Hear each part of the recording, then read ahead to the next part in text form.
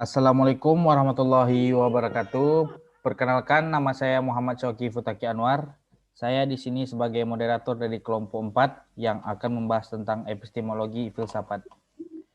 Dan di sini saya ditemani oleh teman-teman saya. Silakan untuk teman-teman untuk memperkenalkan dirinya masing-masing. Nama saya Dika Palevi Muslim. Saya Elvira Devi Mulyana. Saya Muhammad Al-Ghifari.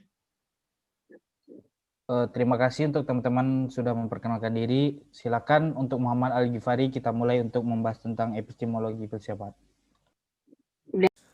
Terima kasih kepada saudara Syauki. Saya akan menjelaskan epistemologi. Epistemologi berasal dari bahasa Yunani, yaitu episteme yang artinya pengetahuan dan logos yang artinya teori atau uraian atau ulasan. Yang dapat diartikan sebagai teori pengetahuan yang benar. Epistemologi, menurut terminologi, adalah teori mengenai hakikat ilmu pengetahuan atau ilmu filsafat tentang pengetahuan.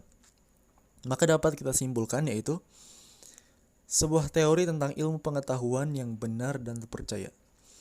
Jadi sebelum terbentuknya sebuah ilmu pengetahuan, harus diawali dengan teori-teori yang mendukung ilmu pengetahuan tersebut. Epistemologi filsafat dibagi menjadi 3, yaitu objek filsafat, cara memperoleh ilmu filsafat, dan ukuran kebenaran filsafat. Kepada saudara Diki Palevi Muslim, dipersilakan. Terima kasih saudara Ghifari. Saya menjelaskan objek filsafat. Objek filsafat adalah tujuan dari sebuah filsafat adalah menemukan kebenaran yang sebenarnya terdalam dari hasil pemikiran, itulah menjadi sebuah sistematika filsafat. Sistematika filsafat terdiri dari ontologi tentang hakikat hidup, epistemologi dasar-dasar pengetahuan, aksiologi bagaimana manusia menggunakan ilmunya. Isi dari cabang filsafat itu berasal dari objek yang teliti atau pemikirannya. Contoh, jika yang dipikirkan adalah hukum, maka jadi filsafat hukum. Jika yang dipikirkan adalah komunikasi, maka jadi filsafat komunikasi. Selanjutnya, cara memperoleh pengetahuan ilmu filsafat. Dalam memperoleh ilmu adalah 2 sifat, yaitu a priori, pengalaman mendapat ilmu tanpa melalui indera atau batin. Dan a posteriori itu pengalaman dapat ilmu melalui indera atau batin. Selain itu, dalam mendapatkan ilmu dibutuhkan beberapa metode, yaitu pertama, positisme adalah metode yang lebih menekan kepada aspek faktual. Pengetahuan maksudnya adalah kita mempelajari atau menyelidiki hanya berdasarkan fakta dan berdasarkan data yang nyata sesuatu masih tidak jelas. Dikesampingkan seperti ilmu gaib dan metafisik. Metode positisme adalah metode yang menekan pada suatu aspek faktual pengetahuan, jadi segala sesuatu dibuktikan melalui 3 cara. Pertama, observasi disebut pengamatan, eksperimen disebut mencari kebenaran. Yang ketiga itu verifikasi disebut peninjauan. Yang kedua itu fenomenologi, ilmu pengetahuan yang dapat pengalaman yang telah didapatkan seseorang atau sesuatu kejadian yang sudah pernah terjadi. Seseorang dapat mengaplikasikan metode ini dengan cara menceritakan kejadian, waktu, dan tempat yang telah terjadi. Yang ketiga itu metode kritis. Metode kritis itu manusia lebih cenderung aktif dalam membentuk dunia mereka sendiri.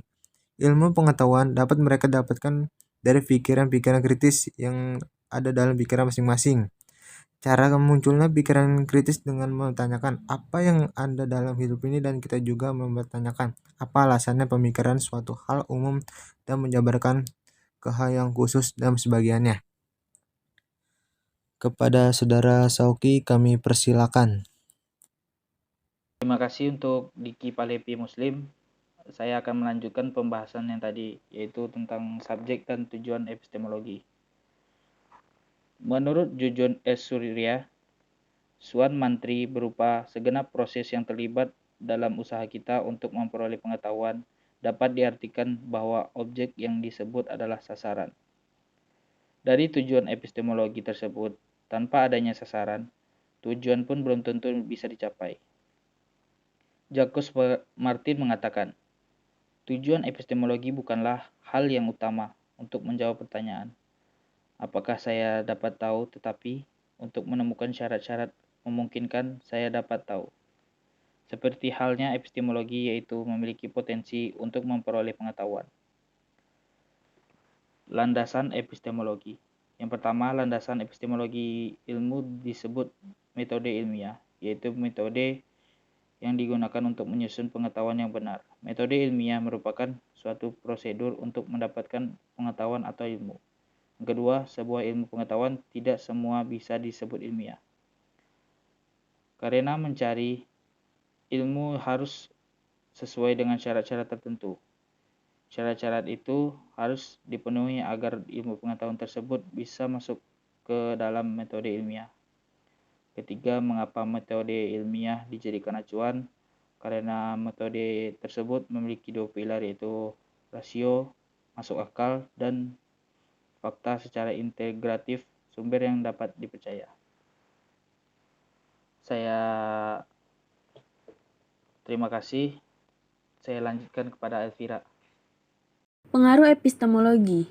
Sebagai teori pengetahuan ilmiah, epistemologi berfungsi dan bertugas menganalisis secara kritis prosedur yang ditempuh ilmu pengetahuan. Ilmu pengetahuan harus berkembang terus, sehingga tidak jarang temuan ilmu pengetahuan ditentang atau disempurnakan oleh temuan ilmu pengetahuan yang kemudian. Secara global, epistemologi berpengaruh terhadap peradaban manusia. Epistemologi juga bisa menentukan kemajuan sains dan teknologi. Epistemologi menjadi modal dasar dan alat strategis untuk mengembangkan alam menjadi sebuah produk sains yang bermanfaat untuk orang banyak. Nah, dari teman-teman kita yang tadi menyampaikan materi ini, kesimpulannya adalah epistemologi merupakan salah satu objek kajian dalam filsafat. Dalam pengembangannya menunjukkan bahwa epistemologi secara langsung berhubungan secara radikal, mendalam dengan diri dan kehidupan manusia. Ilmu pengetahuan harus berkembang terus hingga tidak jarang temuan ilmuwan pengetahuan ditentang atau disempurnakan oleh temuan ilmu pengetahuan yang kemudian. Secara global, epistemologi berpengaruh terhadap peradaban manusia. Suatu peradaban sudah ditentu dibentuk oleh teori pengetahuannya. Epistemologilah yang menentukan kemajuan sains dan teknologi. Epistemologi menjadi modal dasar dan alat strategis dalam merekayasa pengembangan alam menjadi sebuah produk sains yang bermanfaat bagi kehidupan manusia. Terima kasih. Sekian pembahasan materi kami tentang epistemologi filsafat. Kalau ada lebih dan kurang, kami mohon maaf. Assalamualaikum warahmatullahi wabarakatuh.